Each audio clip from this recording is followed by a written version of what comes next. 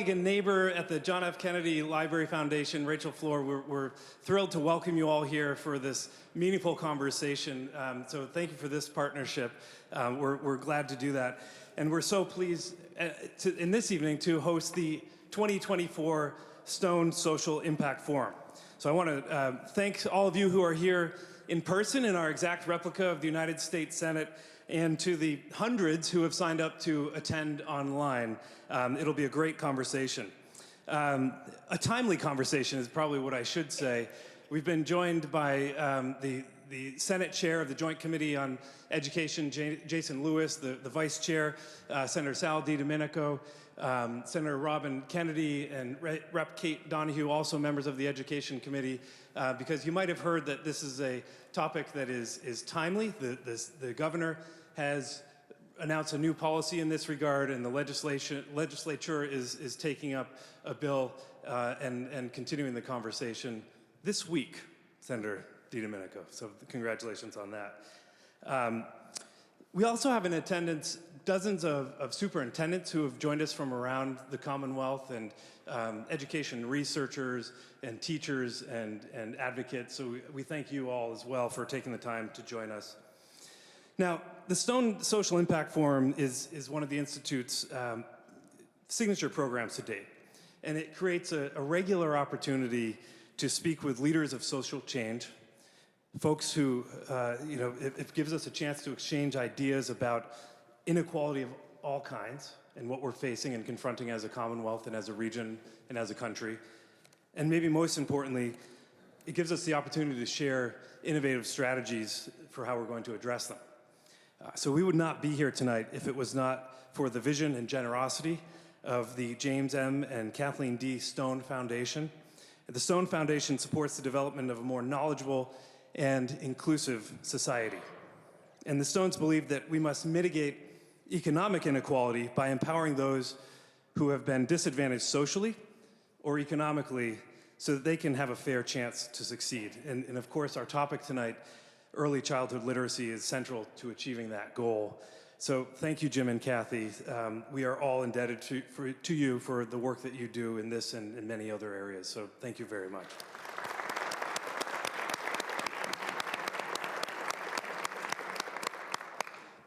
And Sonia, of course, Sonia Plessett, the Executive Director of the Foundation. It's a pleasure to work with you. It feels meaningful to be having this conversation in this institute, in this chamber. After all, in his words, Senator Kennedy made conversations like this his life work.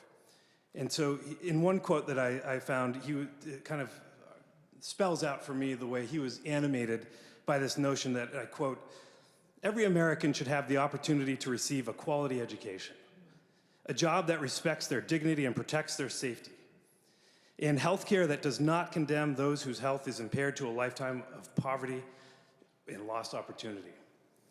And so it is in that vision that I am pleased to introduce this year's forum's keynote speaker, someone who has so effectively brought this notion into actionable impact. Dr. Carrie Wright, as many of you know, is a nationally recognized education leader and passionate advocate for early childhood education.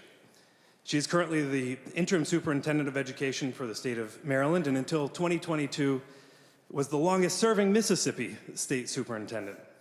And it was there that Dr. Wright led the implementation of successful education reforms that resulted in significant annual gains in English language arts and mathematics proficiency. And in recognition of that work, the U.S. Secretary of Education appointed her to the National Assessment Governing Board, among many other accolades that we may learn about tonight. Following her remarks, Dr. Wright will have a conversation with our moderator, Rima Ellis, who we're just honored to have with us tonight, because you probably get to see her on the news quite a bit. She's an NBC broadcast journalist reporting for all platforms across NBC News, including NBC Nightly News, Today, MSNBC, and NBC.com, and others. She's also been NBC News' chief education correspondent. She's distinguished herself as a lead correspondent, received numerous awards, including Emmys, that's right, that's plural, and the Edward Murrow Awards, also plural, Associated Press awards, and more. And so I think that's all very impressive for sure, but we get to claim her as a daughter of Boston, which is the most impressive piece on her resume. She was raised here and came back to work at HDH TV and as a reporter and weekend anchor. I want to say very quickly, we're going to have a chance for Q&A after the conversation. Those of you online can send questions to programs@emkinstitute.org.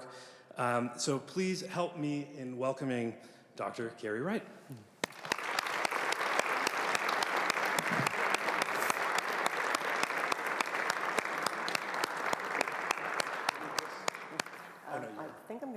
So I'm not going to be in front of anybody.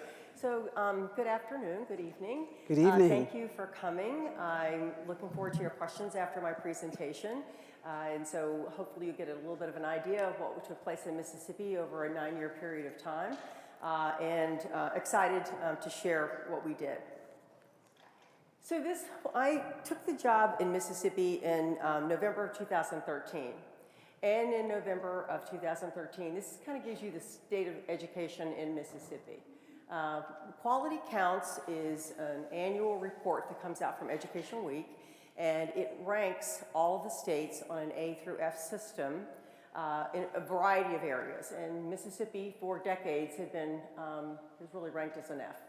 We were literally the last in the nation for K-12 achievement. Our graduation rate for overall children were 75.5. Students with disabilities, the graduation rate was at 22%. And then if you take a look at the NAEP scores, we were way behind on the National Assessment of Education Progress, way behind. And last but not least, there was an honesty gap, and there was an honesty gap report that came out. And they literally called out those states that were claiming to have high rates of proficiency, and then the NAEP scores would come out, and the NAEP scores were saying, no, that's not right. So in Mississippi, they were claiming 65 to 70% of our kids were proficient in reading. NAEP came out and said, no, you're talking about 22. And so even though there's not supposed to be an equal match between NAEP and your statewide assessments, it's an indicator if there's that disparity that something is wrong. So I said to my team, we're not going to be the poster child for the honesty gap. We're going to do something about it.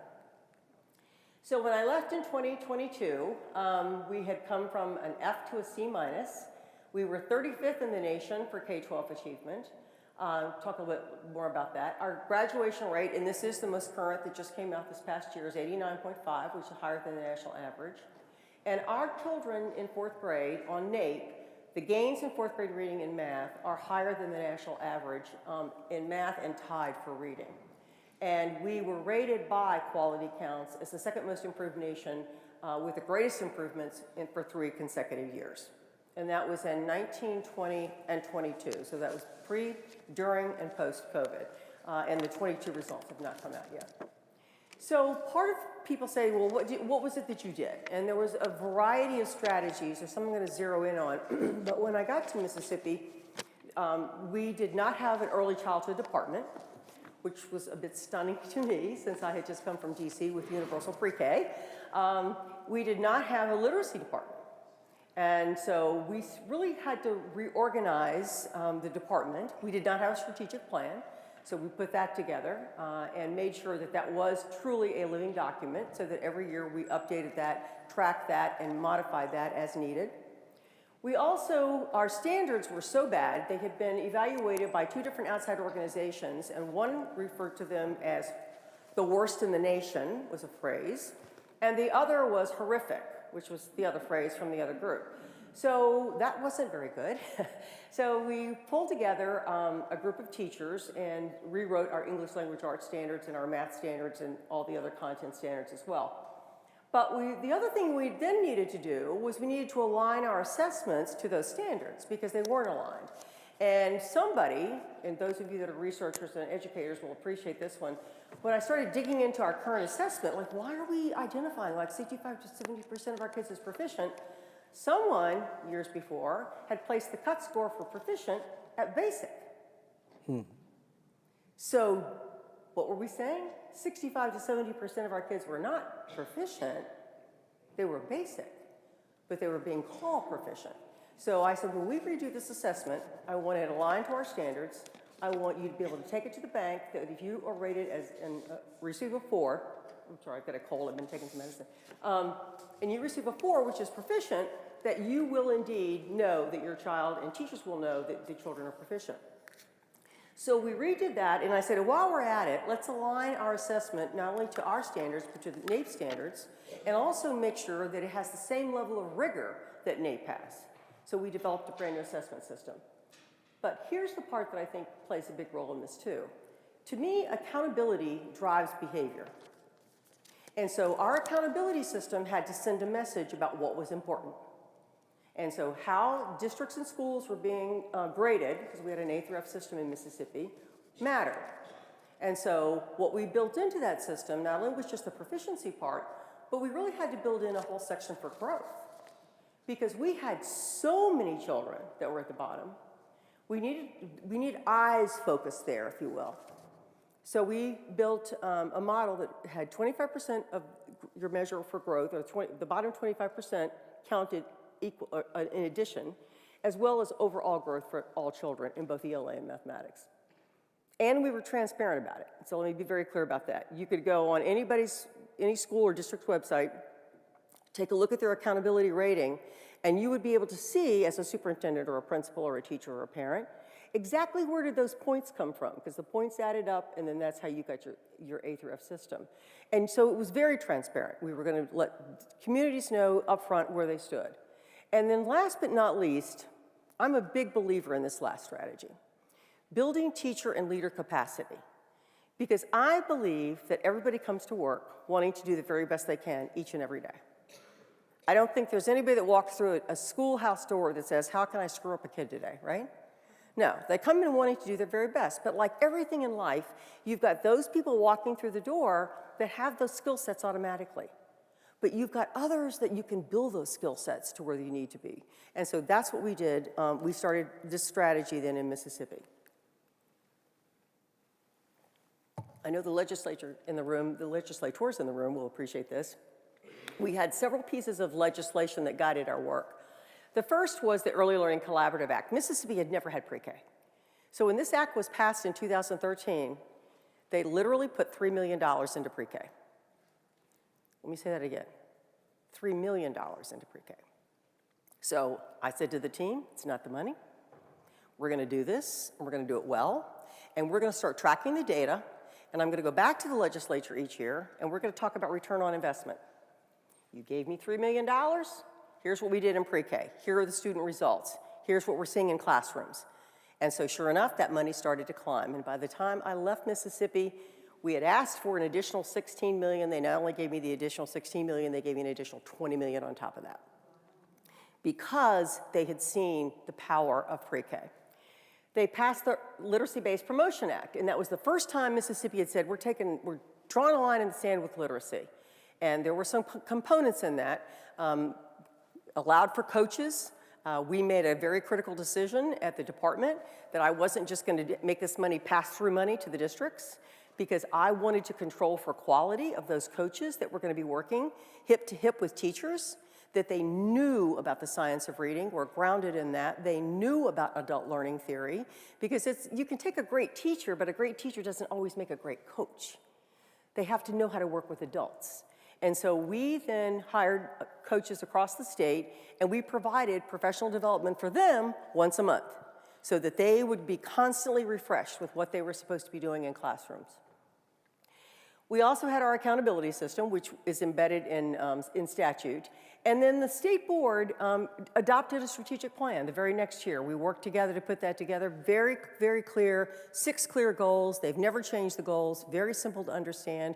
The strategies may change as the data changes, but the goals never changed. But we said, you know, the laws could use some amendments to them. So had a great working relationship with the legislature, which I was very pleased with, both my ed chairs, appropriation chairs, the speaker, and the lieutenant governor. And we said, okay, we really want to make sure that if you're giving a teacher in Mississippi a license to teach reading, that they know what they're talking about. So we put an RFP out for a standardized assessment that was evidence-based, based on the science of reading. And so we then instituted this starting in 2016. So any teacher that wants to teach literacy or reading in Mississippi has to pass this Foundations of Reading assessment. And then we also then, starting this past year, if not the year before, we started publishing those data by educator prep programs so that it was very clear about what the pass rate was like coming out with from educator prep programs. At first, we were publishing all pass rates. And then I said, wait a minute. Shouldn't we just be publishing the first-time pass rate? Because if they know what they're talking about, if they know their stuff, they should be able to pass it the first time around. Now, that will give them other chances if they want to pass it, but what really counts is, do you know it coming out of school? Do you know it when you hit the ground? Because you're going to be having the most important job in the whole wide world. You're in front of children whose very lives depend on how good you are at your craft. So we had to say something about that. We also said we need an amendment that also requires an individualized reading plan to be developed for every child that does not or is struggling in reading. And so that was put into statute in 2016. And we also, this one was very controversial, I mentioned this earlier, we also raised the bar, because when the law was passed, we have a 5-level system, 5 is advanced, 1 is the lowest. And when the law was passed, it said, well, you only have to score above a level 1. And I'm like, okay, how many people are scoring above a level 1? But how many kids are scoring above a level 1 that were moving on to 4th grade that can't read? So we bumped it to 3 or higher. And I said, and give the districts 3 years notice. Don't do it the next year. Give them a 3-year passway so that they know in 2019, we're going to raise the bar. And kids, because it's not at proficient, because proficient was 4, but it was much closer to proficiency. And then the last thing we did, we also passed a law. There's several dyslexia laws in Mississippi, but this is one I'll recognize for you. It requires 4 hours of dyslexia awareness training for all educators and paraprofessionals. Because what we were finding is that kids were falling through the cracks.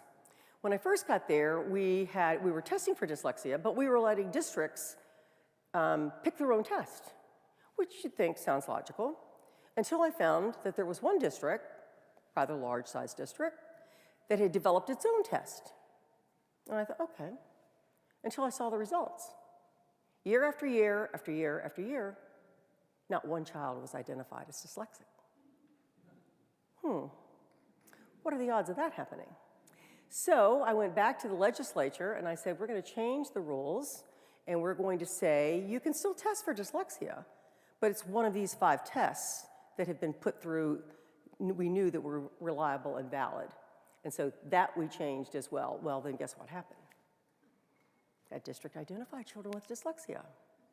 And so you hear that and you feel for parents because they're seeing their kids struggling and they're not getting the help they need. And that's the reason you have these things in place, so that you make sure that all children are being taken care of. These are our NAEP scores. This is from 2011 to 2022.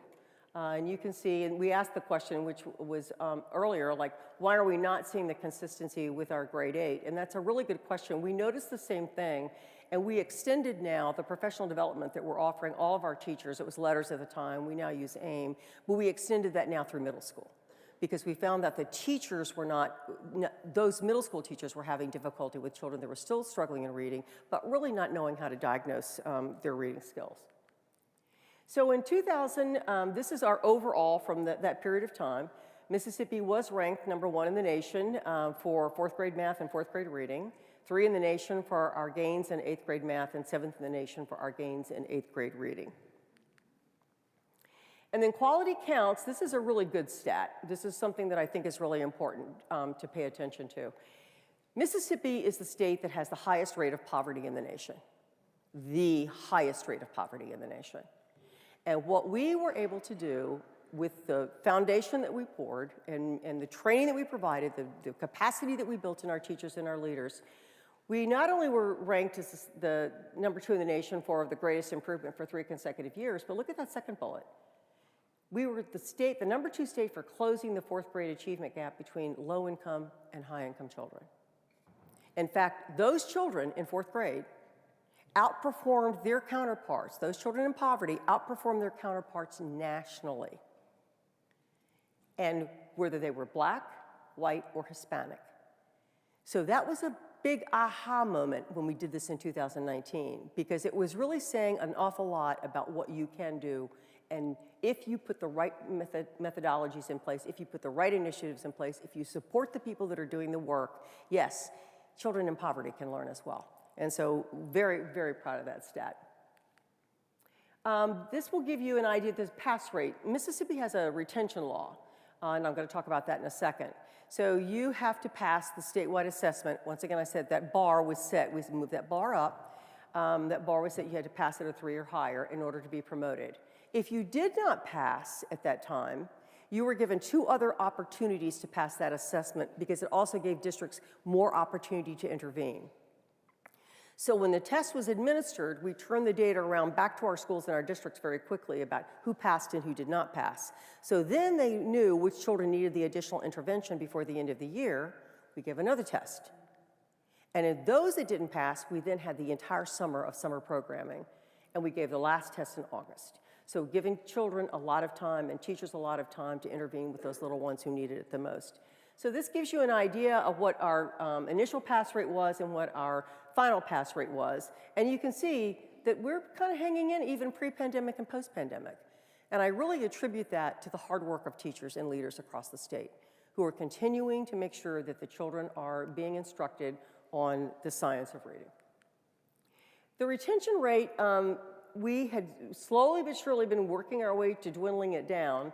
And then in 1819, that's when, remember, that's when the bar got higher. We anticipated the growth, we anticipated the scope, but now you will also see, and I don't have the 23 data yet, that is starting to come down as well. And so I think part of what we have to look at too is that COVID has hit between the 1819 and 2021-22 data, which I think will account for some of it, but not all of it. But this should be familiar to those of you in the room, the Wheelock Education Policy Center, because they did, from Boston, they did a study, and they really wanted to see what were the effects, because what were the effects of retention on the children during this period of time.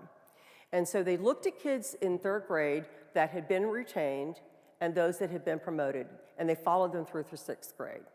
And as you can see, what they found was students who were retained had substantial and sustained literacy gains on their scores compared to those that were promoted to 4th grade. The gains were more significant for African American and Hispanic children. And the law, this is another part that I thought, really did not impact student absenteeism, but it also did not impact special education identification. And what I've said to people before, I think too many children get identified for special education because they're struggling to read. Not that they have a disability, but it seems like sometimes that quick thing, oh, they're struggling, send them to special ed. It's got to be a special ed issue. No, it's really not a special ed issue. It's a learning to read issue. And so that's the one thing that we also tracked with data. Here's the overall, both ELA and math. And let me say, Mississippi is not where it ultimately wants to be. Let me be very clear about that. You can't just go to bed at night saying you've got almost 47% of your kids that are proficient or advanced. That's got to be higher. But if you notice where we started out, we've come a long way. And I think that's the part for me and I think that's the part of what we're saying is working. And we know that. Here is the overall, this takes you back to 2009 for NAEP. And somebody said to me, I was meeting with a group of superintendents recently, and they said, I've never really paid much attention to NAEP. And I'm like, well, you might want to start paying attention to NAEP. Because NAEP is the only assessment that is administered across the nation that allows you to compare yourself to other states in 4th and 8th grade reading and math. And for me, it gave me a chance to say, well, where are the results? How close are they to our statewide assessments? And is there anything else that we need to be doing to help our teachers or our families understand the importance of this? Because the beauty of NAEP is it is not a census test, for those of you that don't know. It is a test they randomly select the kids that they're going to test. They randomly select the schools they're going to test. They randomly select the grades inside those schools they're going to test. And then the national assessment people come in, administer the test, take it out, evaluate the results, and give it back to you.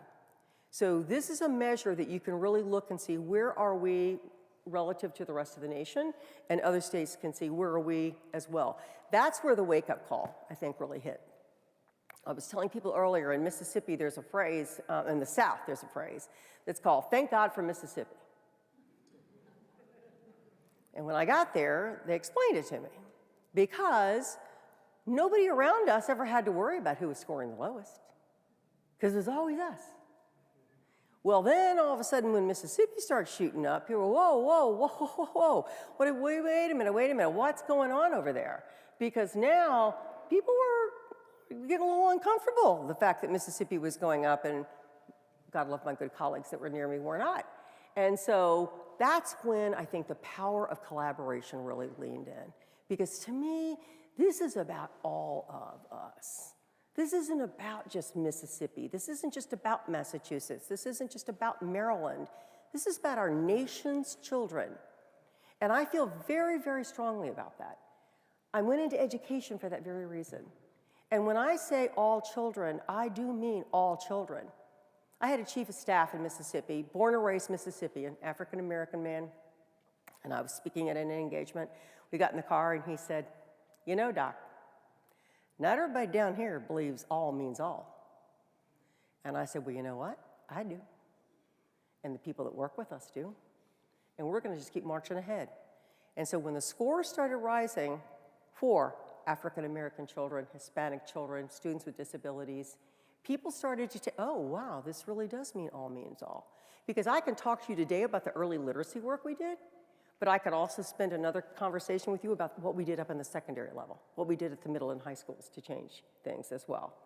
And I think it takes both, but you've got to have kids in a good, strong foundation. The thing about early childhood, the people, I think, well, initially when I got there, I don't think they really understood. I think some people thought it was like childcare, right? And we didn't have mandatory kindergarten. So I said, you know, we had the highest rate of chronic absenteeism in kindergarten. So I went to, and the legislature just would not make it mandatory. Don't ask me why. So I finally went back to them and I said, okay, how about this? How about this? How about if you register for kindergarten, you're now under mandatory attendance law? And so they go, oh, yeah, we could do that. Great. Because about 95% of the kids register for kindergarten. So I said, that's fine. Because then you then had kids having to come to kindergarten. It wasn't daycare. It was no actually school. So that kind of thing is just those little tweaks of things that you notice as you're going along because it benefits children. It benefits for them to be in school. This is from math. This is from NAEP. This gives you the overall idea. That's why you only see advanced, proficient, and basic. And you can see the dark line, how it's like slowly but surely continued until you see the dip, obviously when the nation dipped with COVID. But that is for reading, and this is for mathematics. So this is why I think the work is so important. This is why literacy is so important. Education is the way out of poverty. It is the way out of poverty. If you can't read, you can't very well do well in any other content area either. Because even people think about, well, mathematics is numbers. Well, not all mathematics is numbers. It requires a sense of reading. It requires a sense of that confidence that you can read anything that's put in front of you. And I'm a firm believer in grade level text. I don't care what your ability is. Children need to have grade level standards in front of them. And that's the reason I lean so strongly around science of reading and not balanced literacy. So I'll put it out there. Because children don't learn to read by guessing. There is a reason that a B makes a B sound. I use the example, and when you're in K1 and 2, typically, there's pictures. And I say, well, look at the pictures to give you some context. So the kid's coming along with a word. He comes up on the word H-O-R-S-E. Doesn't know it, doesn't know the letters. He looks at the picture. He goes, oh, it's a pony. And the teacher goes, yep, keep reading. Well, then the next time he comes across a word, there are no pictures, and he's still stuck with H-O-R-S-E. And that's the reason for phonics and phonemic awareness. Because when you pick up a newspaper, I'm still to this day tickled when I come across a word that I've not seen before. I'm like one of those geeky kind of people, right? And I'm always tickled about it. So for me, it's like sounding it out, or how's it sound out? And I go through my whole piece of what I've been taught, you know, and when all else fails, Google it, right?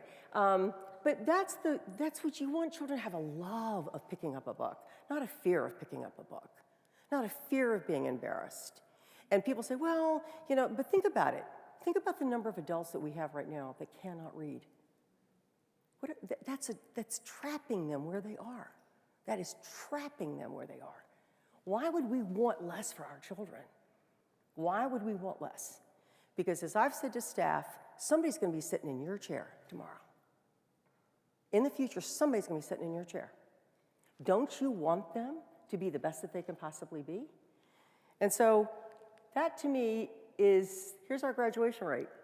So let me tell you what, I asked for staff to look this up. Our graduation rate for students with disabilities, remember when I told you back in 2013, was at 22%? Our graduation rate now for students with disabilities, it's at 70%. And that's with a standard diploma, or if you are severely cognitively delayed, you get the certificate, but that's it.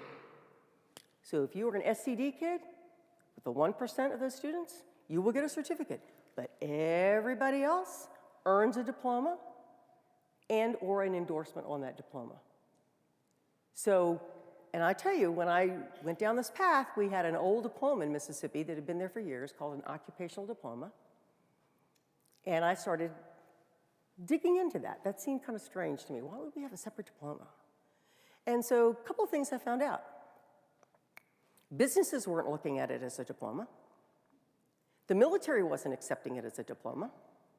Community colleges and universities weren't accepting it as a diploma. And what had it done? It had turned into a dumping ground. Oh, you're having trouble? Oh, get off that track to diploma. Go over and get an occupational diploma. So I said, I went back across to the legislature, and God love them, I said, we got to get rid of this, and here's why. And we're like, there's a lot of hand-wringing. I got to tell you, I got to be honest, a lot of hand-wringing, because that thing had been around for a long time. But it was meaningless. Would you want your kid to spend 12 years to walk the stage and somebody look them in the eye and say, that's not a diploma? No. So we did this. We eliminated it. And the very next year, we put in we grandfathered some kids in, not grandfathered them to stay in, but that very next year in 9th grade, that was it, boom, we put the line down. And we had to put supports down in place. Because I started getting letters from parents and children. What am I supposed to do now? I don't have a diploma. You gave me this thing that's worthless. And so it caused some consternation. But look what happened as a result. Kids can do and will do what you tell them they can do and will do if you support them to get there. And I believe the same thing for adults. They need to see what's possible. And that tells you that right there. This is our A through F system. This shows you from 2016, when we started the brand new assessment, to 2023. And you can see the significant growth. 91% of our schools right now are at A, B, or C.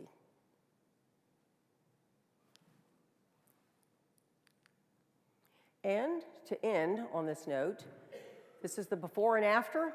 So not only did we go from 50th to 35th nationally, but we went from 50th to 21st on our NAEP scores with reading and math. So it's doable.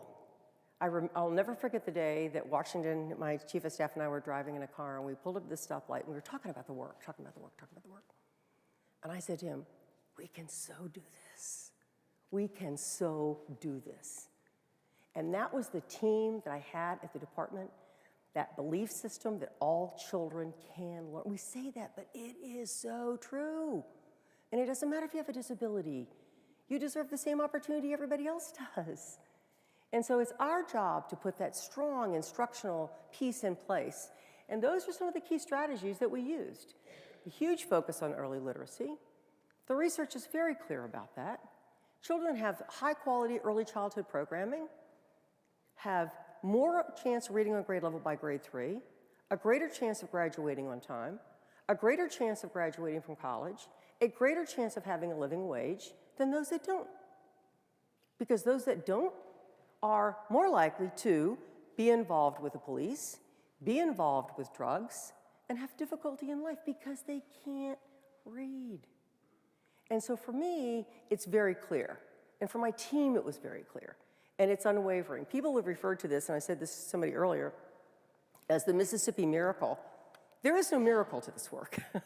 Those of you in education know there is no miracle to this work. It is hard work. But it's choosing the research-based strategies, making sure your teachers and leaders are supported, making sure your districts are supported, make sure your families are supported. I haven't even talked about all the family engagement stuff that we did. So it's all of that and then some. For my team, there was never a no. It was always when we're sitting around like, what else should we be doing? What other access and opportunities do children need? And that's why I could talk to you about that secondary work that we did. But it's access and opportunities because school is it for so many kids. Public school is it for so many kids. And so for me, it was how do we make it the best that it can be? And so I will stop there.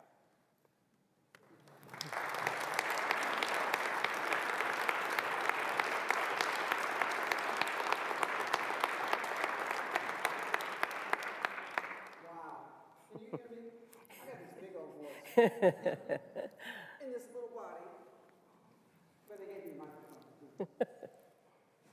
Did you all get that?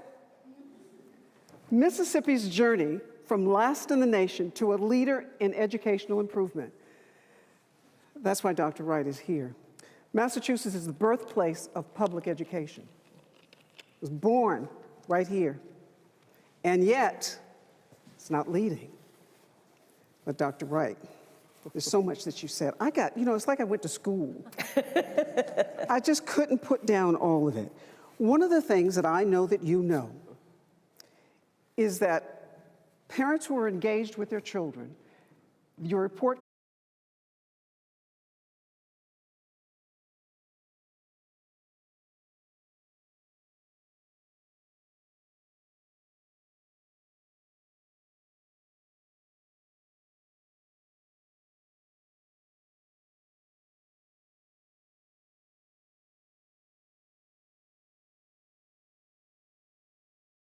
gave them any essence that it worked. Nothing. Tell me, it had to be happening in Mississippi. You were using balanced literacy as a form of teaching. I don't know if you know what balanced literacy is. We've got educators and legislators in this room. My sister's an educator over there. She knows what balanced literacy is. Tell us, doctor.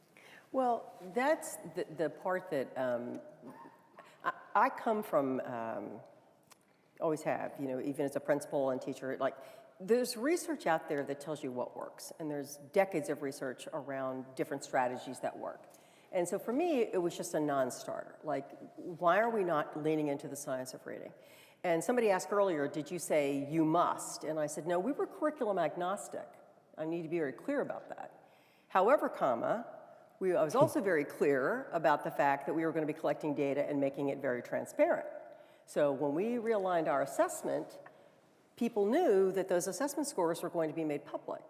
And so, and they should be. Everybody should be held accountable. I was held accountable by my board. I was held accountable by the legislature. And so there's nothing to me that's more important than your level of accountability where children's lives are concerned. And so I wasn't going to bend on that. And how did you keep your job? If you're not bending to the legislators. Well, I think we developed a real good partnership. I really got to say that. The lieutenant governor, who's the current governor now, he was the lieutenant governor when I first got there, and he really supported this. People in Mississippi were wanting it to be so much better, but it wasn't. And to be honest, when you're leading a state and you have no strategic plan, you have a department that's kind of in disarray. I didn't even have an early childhood department, and I didn't have a literacy department. I'm like, how are you going to change what's happening if you don't have those two things? And I also asked for something which he gave me, which I will forever be thankful for. I asked to come out from underneath the personnel board. And for those of you that may not think about that, that means when you come out from underneath the personnel board, you then get a chance to really look around the department and decide, which positions you need to keep and which positions you don't need to keep.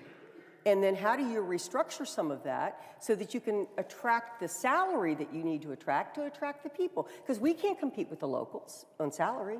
So you started looking to build the capacity of the agency to lead that work. And I did not say then no on that. But I did say this is the professional development we're going to provide you is around the science of reading. Well, this method of teaching balanced literacy, you and I talked about this earlier last week. A teacher from Columbia University, Graduate School of Education, came up with this program, sold it to schools all across this country. Massachusetts bought this. There is no evidence that it works. No. There's no evidence that this reading program that you bought works. Why is the legislature, even in Massachusetts, for decades, willing to buy something and there's every bit of evidence it doesn't work? What does it say here?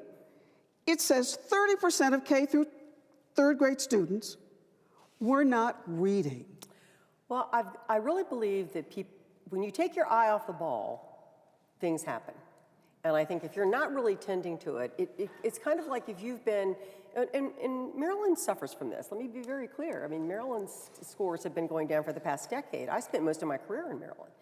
And I'm like, how did this happen? Like, how does this, just nobody paying attention to this? And I think when you lift it up, it's this, what?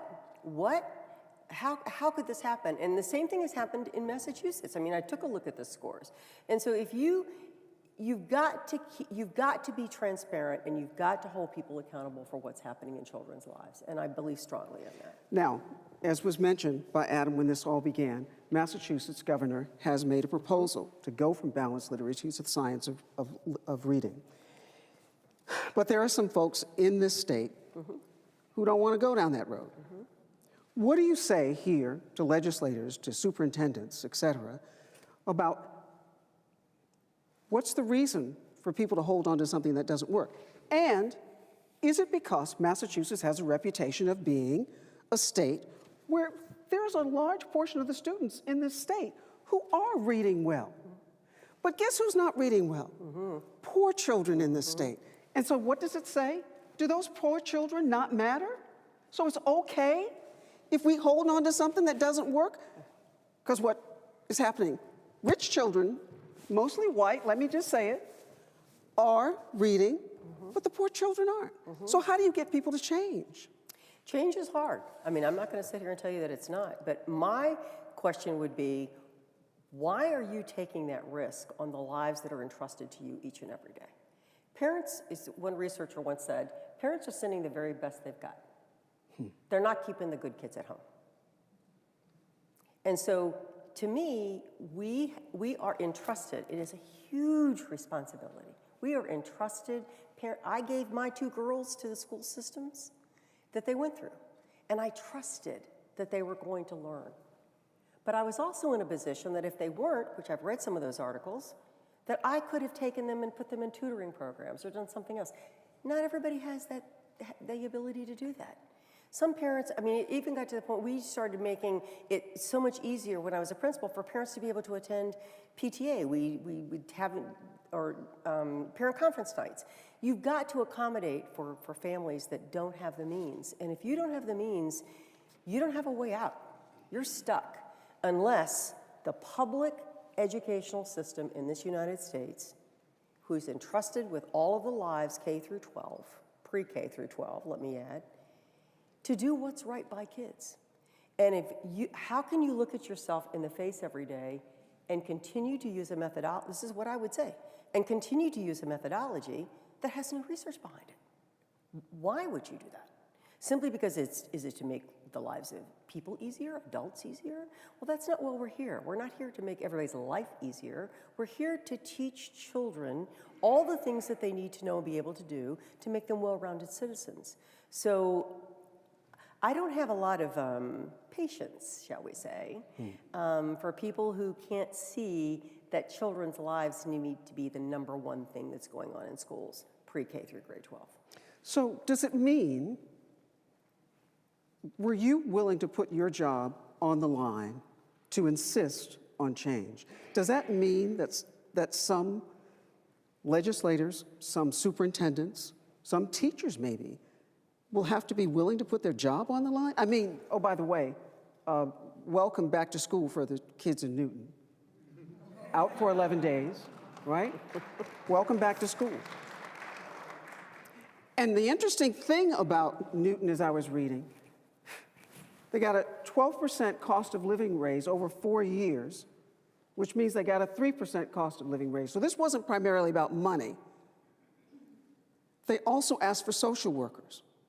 They also asked for psychologists because the children were in need. Now, Newton is not a poor community in Massachusetts. But these teachers went on strike for 11 days demanding that. Does that mean you have to put your job on the line? It shouldn't mean that. I mean, this work is difficult enough as it is without making it more difficult, right? And so I don't think you should have to put your job on the line, but you've got to draw a line in the sand when it comes to what children are learning. I mean, you, as an educator, you do. I was very blessed to have a state board that supported me 100%. I was blessed to have legislators who took a chance on this girl from the north, you know, and hired me in Mississippi, because, you know, I wasn't from around there, you know. And but I think my focus was always, and as you can tell, I'm a former teacher, so it's like once a teacher, always a teacher. My focus is in the classroom. That's where the magic takes place, is in the classroom. So what is it we need to be doing to make sure that all children and all teachers know what it is that they need to do in the classroom? And so that's the approach that I took, and I think garnered the support of those that, like, okay, well, you've done this for how many years and you're still 50th, like, let's give something else a chance. And lo and behold, guess what? We had kids learning to read, you know, and more kids learning to read, and poor kids learning to read, children of color learning to read, students with disabilities learning to read. I mean, we leaned into it in all areas. I once had a superintendent stand up in the middle of a superintendent's meeting, swear to God, this is a true story, and say, how do you expect us to teach these poor kids? So as you're the state superintendent, and you're standing up in front of all these people, and you're trying to keep this poker face on, and you're thinking, did he just really ask me that question? And so my response was this: you take control over what you've got control over. What do you have control over? You've got control over the school day. You've got control over 9 to 3:30, or whatever the hours are. So you've got to make that day the best day it can possibly be. Because you know what? When the day is done, you can't get that day back. Children can't get that day back. So what is it going to take to make this day and the next day and the next day the best that it can be? You're right. You can't control the poverty in your neighborhood, but you can control the school and what children are learning. And that is something I feel very strongly about. Yeah. Please. You believe children can learn. Mm-hmm. Some people think that these scores are a result of children's inability to learn. I've been reading, and children are not stupid. They're not stupid. Sometimes they have stupid programs presented to them, and they're suggested that this is what you need to use to learn. But I'm interested in so much you have to say, but this whole philosophy of retention at 3rd grade. Mm-hmm. I was reading in this Boston Globe series, Spotlight series, there was a teacher who had a student in the 10th grade, could not read. And essentially was told, there's more coming. Rather than say, well, let's see what we can do about it. Right. How do you combat that sort of attitude of, listen, it's 10th grade, they'll be out of here soon, it's not your problem? So we really lifted up the people across the state that were doing it well. And I do believe in celebration. We did a lot of celebrating in Mississippi, and rightfully so, because we wanted to recognize those teachers, those principals, those schools, those superintendents that were really doing an outstanding job with the most difficult of situations. And I think that's the part for me that is so important. You need to lift up those that are doing it. Because let me tell you something, everybody wants to be recognized. Everybody likes the positive attention. And so it was like, oh, and this is the other thing we did, we hired a videographer to go out and videotape where it was working. And we called it Spotlight. And at every state board meeting, I had a different spotlight. But it was always on the people that were doing the work. And the board loved it. Our board meetings were live streamed. The public loved it. And let me tell you what, everybody then wanted to be in the spotlight. So it really is like a flywheel effect, I think, sometimes. Like when things start going well and you want things to keep getting better, and you start celebrating even the small increments of learning. Because let me tell you, when you're coming up from 50, it's a lift, right? And so you want to make sure that you're recognizing people that are doing the work and doing it well. And so that's what I would say. Rather than being, you're not doing what you're supposed to be doing, oh, look over here. This person's knocking it out of the park. That's the approach, really, that we took. Some people have said we cannot retain children in the 3rd grade because the classrooms will get too large. Their sense of self will be diminished because they're not moving on with their classmates. What do you say about that? So I've got 2 things to say. One, if you're just passing children along, I want you to picture yourself as that child that's struggling in reading, and now you're in middle school, and you still can't read, and now you're in high school, and you still can't read. What are your choices in life? What are your choices in life? And don't we want all children to have the choices that they want and they dream about? And so that's the first thing that I will say, that's why we do the work we do. We don't do this work to make adults feel good when they go home at night. We do this work to make sure children are going home feeling good about what they're learning, feeling good about the fact that they're moving on, feeling good about the fact that they're building their knowledge base. And the second thing I'll say is that, you know, the retention law was there, and you saw the results from the study that was done by Boston. And that's the part that I believe in. I think that, you know, I said this earlier, you know, what children that are retained, they don't need another year in 3rd grade. They need a different year in 3rd grade. So we were very prescriptive then about what we were doing in 3rd grade for those kids that were retained, just as we were being a lot more prescriptive in providing teachers in 4th grade professional development about how are you working with children that are coming to you below grade level. And that is also the reason that we have extended that professional development. You notice on the NAEP scores, the 8th grade scores were not coming up. We've extended that professional development now into middle school. So you have the ability as a leader to make those decisions. If you're looking at the data, I once had a researcher say to me, there's no point in monitoring if you're not going to adjust. And I believe that. If you're monitoring data, you've got to then say, what are you going to do with it? It's not enough just to look at it. What are you going to do about it? You know, behind every data point is a face. Do you know who that face is?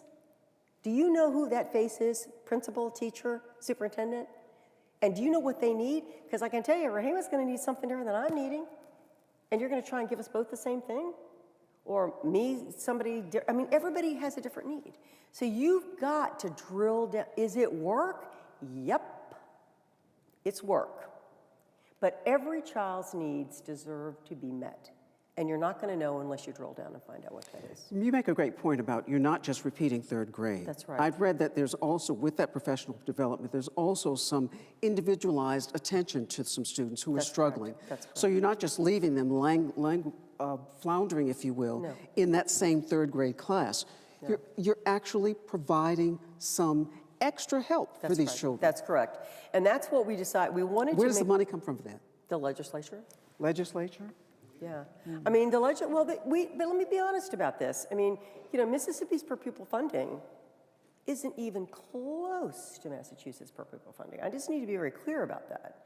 Because what I said to my team, we can't make this only about money. Because when somebody said that to me about, well, you're going to have more kids in 3rd grade than what are we going to do? Where are we going to find the teachers? I said, well, let me think about this logically.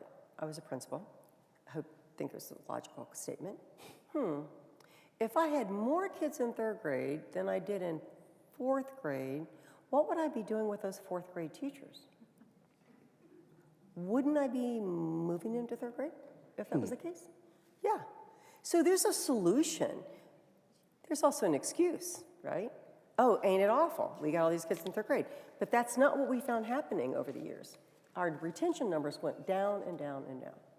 And I think that that's the reason I said to my staff, do not focus on retention. Don't even mention retention. We're going to talk about prevention and intervention. The earlier, the better. We're going to prevent this from happening, and we're going to intervene at an early time. So we didn't even talk about the retention part of it. But we published the data. We were very transparent about the data around retention. And even after COVID, we ran data at the beginning of the year to say, because we had a monitoring system, a beginning of year, middle of year, and end of year, and we looked at those districts that had larger numbers of kids that were potentially going to be retained, and we redirected resources and we redirected help to those districts. So you've got to use data in order to guide your action.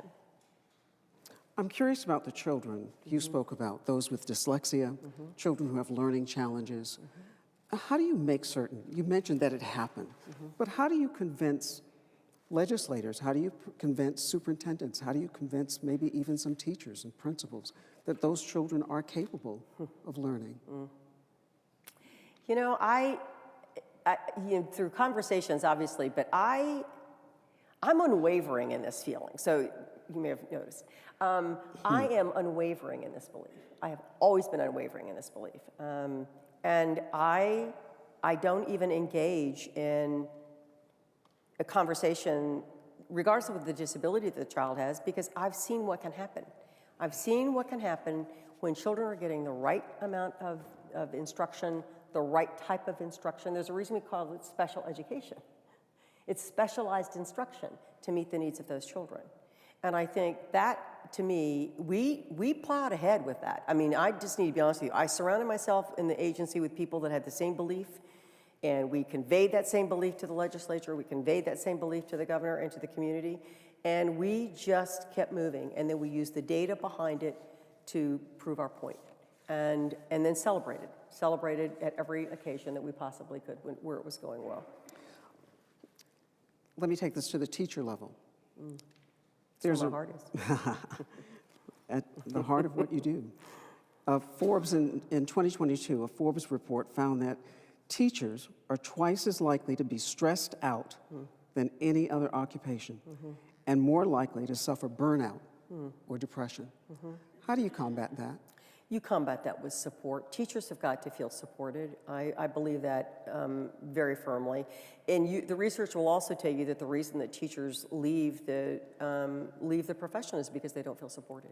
They either don't feel supported by the district or they don't feel supported by the principal. But you've got to give teachers the resources that they need. And I'm not talking money.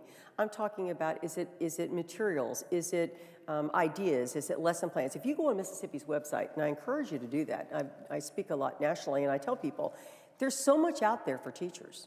Just take it down, take Mississippi's name off of it, put your state's name on it, and use it. Because we spend a lot of bright people spend a lot of time developing these resources, and that's the kind of, I would say to teachers, what do you need?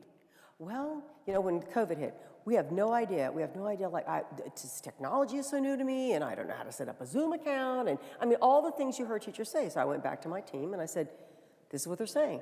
Boom, on a dime, we flipped all of our PD to virtual, and we added all of that kind of virtual training so the teachers knew how to set up a Zoom classroom, how to do breakouts, how to monitor this. I mean, if you listen to teachers, they'll tell you what they need, and we couldn't give them money, but we could give them the help that they needed via the resources that we developed.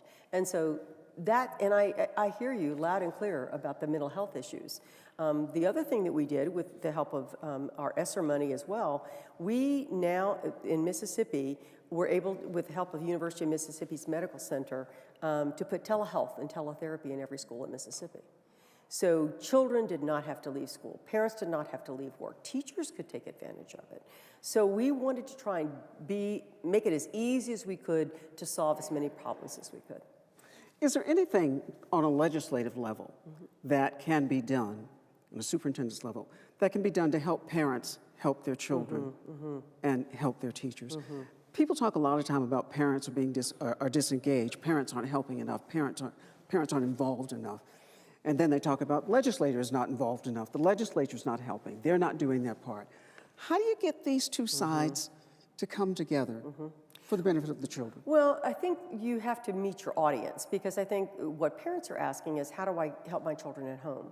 And so we set up a whole different setup on the website, for parents. We held family engagement nights all across the state. What does that mean? Well, we invited communities in, and we provided them with information about literacy and numeracy, and gave them strategies about how to help their children. Did you get attendance? Oh, yeah. Those nights were so popular.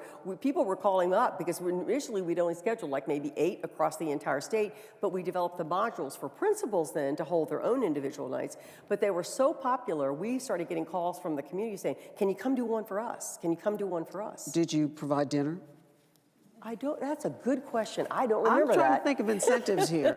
Food's always a good one. It's Food's after always school, a good. people got to eat. Yeah, I'm sure they do with snacks. I don't remember that part, but I do remember us just saying, tell us what you need and tell us where you want us. And the team went out and did that, and we set up the website. And we did these family success guides. Those were very popular. Those are on the website too. They're downloadable. And there were family success guides in both ELA and math, and in Spanish as well. And you can then, parents loved them. They were something that they look forward to figuring out what they want. Parents want the best for their kids. And I think we also have to realize that not all parents can be at school. Not all parents can volunteer. Not all parents are going to show up at parent night. And I used to say to my staff when I was a principal, that doesn't mean those parents aren't interested. They very well could have nighttime jobs. I mean, you've got to be sympathetic to the fact that not everybody works an 8 to 4 job.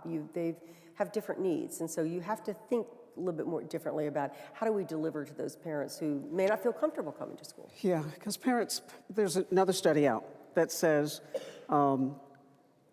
children from low-income families enter the first grade having been read to 25 hours by the time they get to first grade, versus 1,000 hours for children from middle-income families. That's exactly right. Who do you think is going to be ready for school?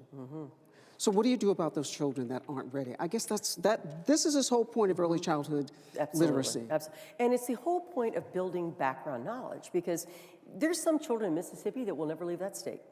That will literally what? Never leave that state. Never be out of the Delta. And I don't know how many of you know anything about Mississippi, but the Delta is abject poverty. I mean, abject poverty. There's nothing in the Delta except farmland. And some of those kids will never know that. But don't they need to know what's going on in the world? Don't they need to know that the world exists outside of that area? And so early childhood is the time that you make everything so magical for children about the knowledge that they learn. And I mean, all kids like dinosaurs, but you know what? I bet all kids like bugs. So think about just teaching them the bugs from different states. I mean, something as simple as that. But it's those kinds of things that is going to help. They need help with what those words are and what those words mean. I tell the story. I was shopping in a Mississippi store one day, and I couldn't see who was on the other side. This one was just carrying on this conversation. And, oh, look at this dress. Isn't this dress so beautiful? Look at the greens in this dress. Oh, and I kind of like this dress. This dress is pink. Do you like this color pink? And I'm thinking, who is she talking to?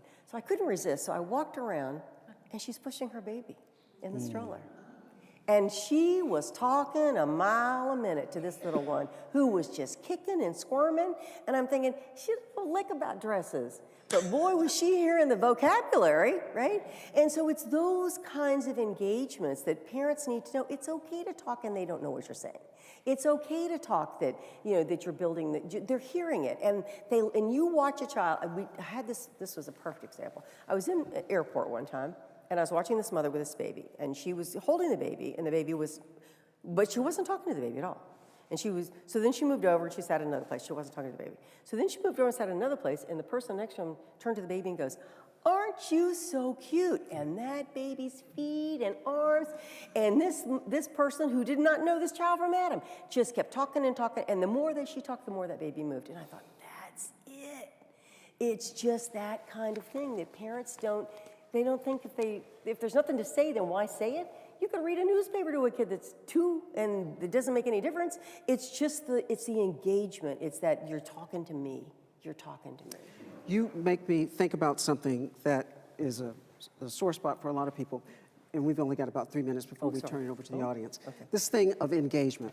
We've spent, in 2018, another study came out, we spent $15.5 billion, got that? $15.5 billion on educational technology. That's pre-pandemic. $15.5 billion on educational technology. There is scant evidence that it's done anything to advance the academic achievement of children in elementary school. But legislatures, superintendents, school boards, all across this country have engaged in that kind of spending. You know, you just said, the biggest advancement for children is interaction with the person, not with a tablet. It's true. So how do you get people, you know, we talk about teenagers have FOMO, fear of missing out. Yeah. We got FOMO too. How do you get people who are in the positions here in Massachusetts, they've got some money in this state, to invest that money in the children and the educators so we don't have all of this burnout? Yeah. Well, that's the ticket. I mean, in Mississippi, if you look at Mississippi, did not have a lot of money, but we spent it on what we knew worked. I mean, I need to be very clear about that. And I reported to my legislature every year on return on investment. And I have to say, I wrote this down. I went back to the legislature and told them what I needed. Yeah, I did. I did. So you had a relationship with lawmakers. Oh, absolutely. I mean, a good relationship. Everybody's got a relationship. It may not be good. I don't hear you. And let me tell you, I have my detractors. I'm not going to sit here and tell you that I don't have my detractors, who shall remain nameless. But the people, I think the relationships matter. And they've got, I think legislators need to understand, what is it you're trying to do? Why are you trying to do it? And how, prove to me a little bit that it's going to work. Right? And part of it for me is also, if it's not working, then stop doing it. I mean, that's the part for me. I'm not asking you for more money. I'm just asking for money that I know what works. And you know what? I'm going to come back to you every single year, and I did, every single year. In fact, one time we had a joint Senate and House hearing, and I spent probably, I had a deck, you know, PowerPoint, I don't know, maybe 15, 20 slides. And after about the 10th slide, the Lieutenant Governor stopped me, and he said, Dr. Wright, he goes, you've been talking for 20 minutes now, and you've not asked me for one dime. Because I was telling him about the return on investment. So I said, I've been talking about return on investment. I said, and hang on a second, because now you're going to know why I'm asking for more money. And so it was that kind of, and then they knew. If I could show them the results, which I did faithfully every year, then when I came back and said, I need more money for professional development, I need more money for whatever this was, they trusted the department to do with it what we were told they were going to do with it. And I think that's the reason over the years they then invested in those kinds of things that they knew worked, because I was showing them the results that they were getting. Evidence-based. Evidence-based work, that's exactly right. Yeah, and I'm just, as I say, I'm stymied that we bought a reading program, no evidence that it worked. We buy billions of dollars worth of technology. There's no evidence that it works in the lower grades. High school, college is different, right? It's very different than primary. So it brings me to another question. I got 2 minutes before we turn it over to the audience.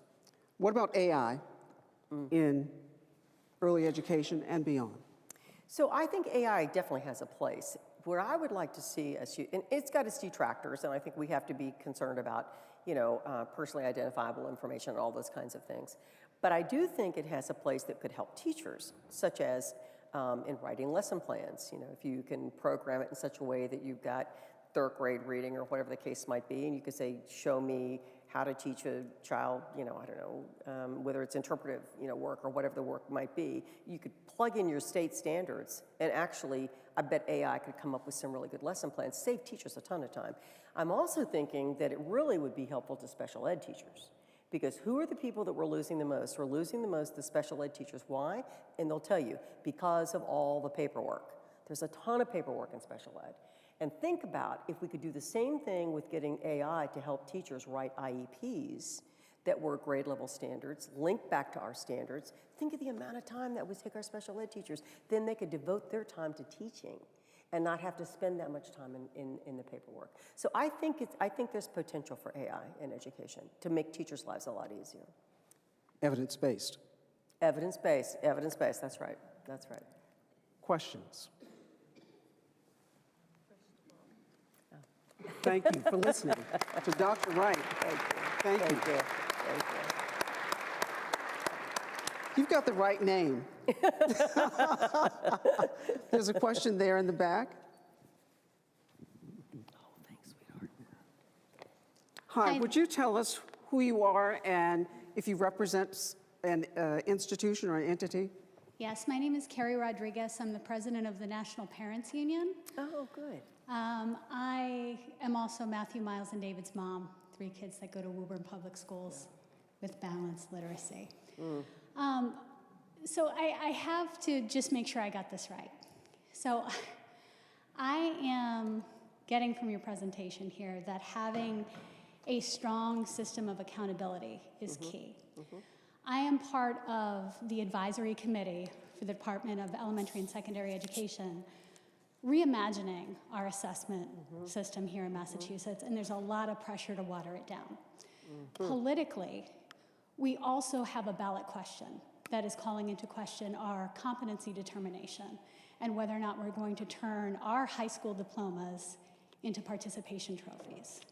So with that climate, we finally have motivated our governor to acknowledge the fact that we have less than 50% proficiency in literacy here in the Commonwealth. Is there a shortcut? Can we do all of these things? Or I'm getting from your presentation that we've got to have strong accountability. We've got to make sure that we have the right curriculum, that we are motivating educators, but we also have a very difficult political climate right now. So are there shortcuts around this? Is there a way to do this without accountability? Is there a way to do this without having a strong competency determination? Like, we're in Massachusetts, we love to be, you have already talked about Massachusetts exceptionalism here. We love a shortcut because we're very special snowflakes, but is there a way around this? And I also just want to say, Dr. Wright, you are a superhero, and we are very grateful for your leadership. Thank you so much. Thank you. I wish I could say that there was. That's why I'm very clear when people refer to it as the Mississippi Miracle. There's no miracle involved. It is hard work. It's everybody rowing in the same direction. And I don't believe there's a shortcut to that. I think that people were, in fact, I just had a legislator in Maryland say to me, well, I can hardly wait for our reading scores this spring. And I'm like, ooh, okay, well, just give me a hot minute, because I just started in October. Maybe a couple years out, we can talk about that. But you've got to be transparent about your data. That is critical. And I really do believe that accountability drives behavior. I really do believe that. If you're being held accountable for students' growth, then you're being held accountable for students' growth. And you need to make sure that that growth measure is an accurate one and reflects that children are actually growing.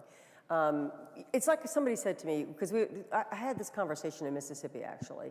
People thought that graduating was just getting to be too difficult. So I said, oh, so is that what you want? Oh, did you want everybody to walk the stage with a diploma? Well, we can do that. But does that mean that everybody walks the stage with a diploma and it means something, and that they've learned something, and that they can become a successful citizen? No. And so I just don't compromise on what I believe is right for children. And I won't compromise on that. I feel too strongly about that. I'm glad that the teachers that had my 2 children didn't compromise on that either, because that's that trust that we put back in schools, right? And I just believe that you've got to make sure that what you're doing, you have evidence to back it up, you've got the data to back it up, and you're public with the data. You don't hide it. And if something's not working, then let people know it's not working. And then you say, and this is what we're going to do about it. It's not enough just oh, woe is me, that doesn't. You can't give it a shot in the dark and say, after a year, this isn't working. You can't. There's a reason we call them trend lines, right? You've got to have a couple of years of data, at least 2 to 3, to say, is it or is it not working? But in the meantime, you monitor the daylights out of what's happening in the classroom, and that's why you need a strong monitoring system statewide. I mentioned this to our governor in Maryland, Governor Moore, because we don't have one. And I said, right now, every district has its own monitoring system, but that's not helping me guide the state, because I don't really know what that looks like. And you can't really now go from district to district with their different monitoring systems and come up with a common answer. So I wish there were. It would be so much easier for children if we could figure out a way to do this quicker. But learning just takes time. But if you're not using the right strategies, it's going to take even longer for some children. Thank you for the question. Is there another one? Dr. Wooten. Thank you for sharing your story. I'm Lynn Wooten. Thank you for sharing your story. I'm Lynn Wooten. I'm president of Simmons University here. Rahima is an alum. I am also serve on the JFK Library Advisory Board. You talked a lot about data, but you also made the comment that classrooms are magical. Yeah. So I want us all to envision, and you take us in the classroom and talk about what teaching reading would look like. So we could all envision the things you did in Mississippi. Are there phonics drills? Are there reading books? Are there posters? Can you bring your vision to life so we can imagine it? All of the above. I mean, I think that's the thing. You see a lot of teacher engagement. You see a lot of students talking and students having time to share. Sometimes teachers, having been one, it's very easy to be the age on the stage, you know, as they say, or the sage on the stage. And teachers get caught up in that. It's easy because you've got a captive audience that are watching you. But in classrooms, you see a lot more student talk. You see a lot more engagement with authentic text.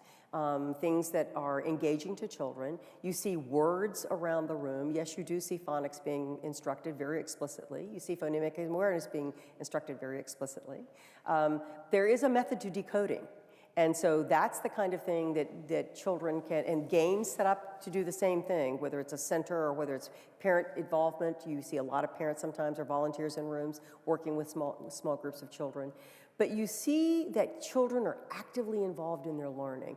And it's not, you don't see a whole lot of dittos being passed out for them to, you know, to finish. You don't see a lot of color this in kind of thing in kindergarten. I had the world's most amazing kindergarten teacher that worked for me. She never passed a ditto out in her life. And so those kids were just so engaged in what she was doing. In kindergarten, in first grade, you know, being able to, I was observing her, this is a perfect example. I was observing her one day, and the playground was being worked on by a lot of big equipment. And she was trying her best to keep them engaged. And you kept seeing, you know, you kept seeing the kids looking out the window. And she saw the kids looking out the window. And she said, let's stop right now. Everybody line up against the window. Let's see what's going on. So those kids were plastered against those windows, watching everything that was going on. You should have heard the conversation. And she was prompting as she was walking up and down. What do you think they're doing? What is that called? I forgot what the name of that machine is. So she goes through this whole thing. She must have spent about 10 minutes with that. And then she goes, let's write a story about that. Well, that was a great idea. So all the kids hustle to the floor. She puts up the chart paper and she says, what did you see? Now, they can verbalize a lot of the language, but when she started writing, you knew that they did not know those words. And she would prompt them by saying, you said you saw a ball.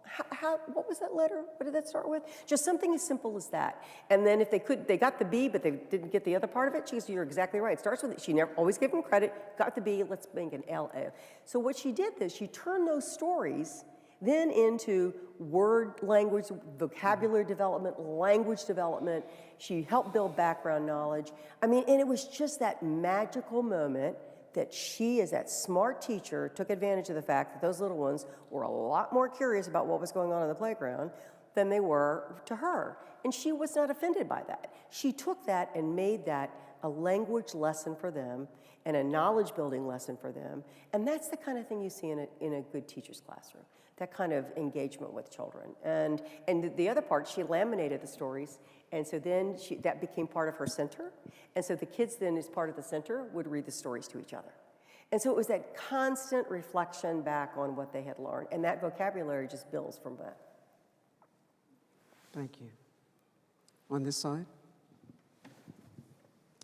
I'm David Chard. I'm the dean of Wheelock College at Boston University. So thank you for the shout out about our study.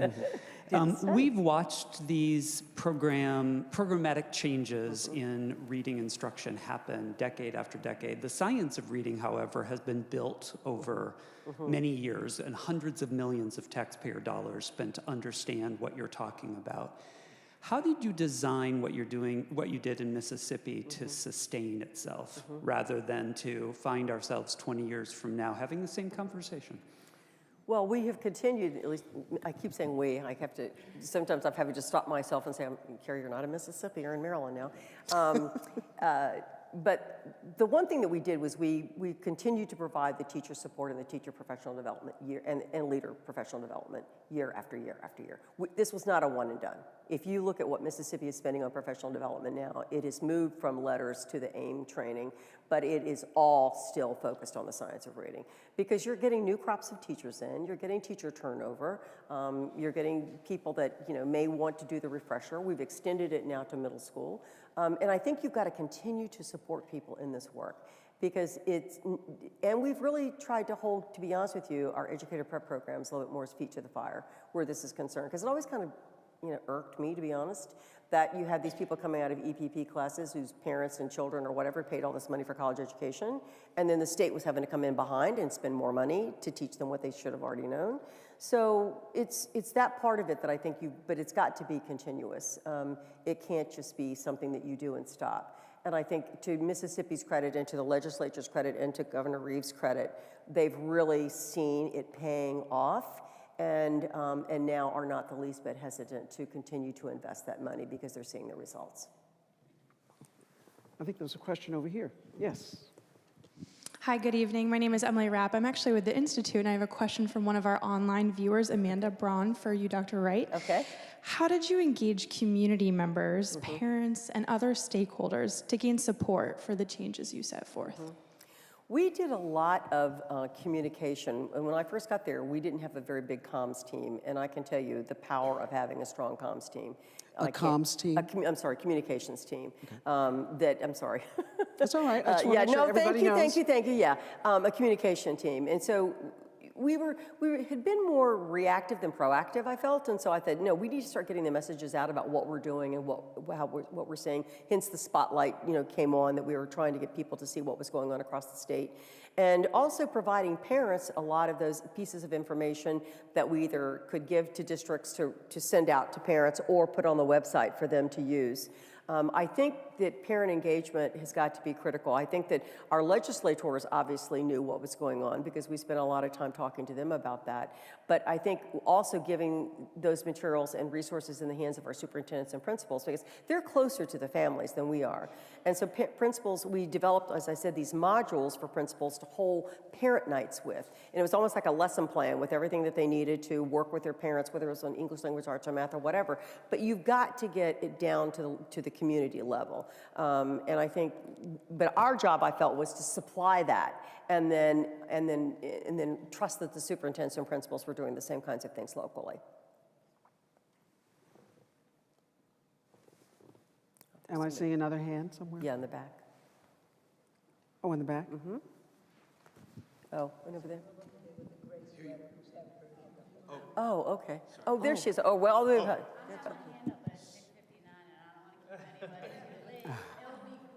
okay.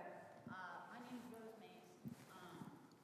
I'm a new. Do I need to use my? I hate my voice on the microphone. I'm a new member of the Massachusetts Bar, and I plan on focusing in juvenile and adult public defense. My question is, you talk about return on investment that you would bring to the Congress, and I was wondering if there was, and maybe it wasn't long enough to find, but if there was any statistical significance in what you were doing with the early education and juvenile delinquency or adult criminality. So we did do one study, to be honest with you, and I should have mentioned that earlier. When I first got there and I was quoting the research that was out about early childhood, I kept hearing, well, that's not Mississippi. Those kids aren't from Mississippi. And I'm like, all right, not sure that makes a difference, but I then called my dear friend up at Mississippi State, who was a researcher, and I said, can you do a study for me? And I said, I'll give you 10 years, 12 years of data, something simple. And she goes, absolutely. So she ran a study when I first got there. Actually, it was maybe the second year I got there. And it was a really simple study. Did you go to pre-K or did you not? It was that simple. Didn't even control for quality. Did you go to pre-K or did you not? And what she found was those kids that had gone to pre-K were 3.5 times more likely to be reading on grade level by the end of grade 3, and 8 times more likely to be graduating from high school on time. And that was without quality even fixing it. I mean, that was just, did you go or didn't you go? So when we published that study, okay, these are Mississippi kids, that shut that argument down.